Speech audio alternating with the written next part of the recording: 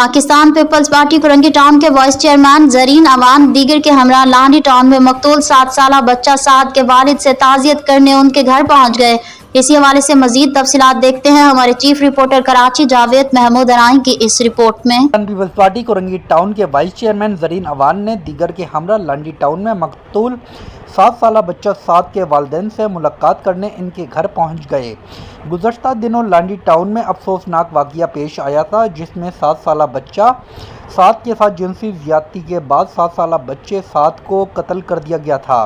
Pakistan Peoples Party Korangi town के vice chairman Zareen Awan ने PS92 के सदर मतीन लोधी, पाकिस्तान पीपल्स पार्टी के सियासी व समाजी रहनुमा Asif Lodhi, Pakistan Peoples Party UC11 के वाइस चेयरमैन मौलाना अब्दुल गफूर अमजदी के हमरा 7 साला बच्चा मकतूल साद के वालिद मोहतरम से मुलाकात की और ताज़ियत की।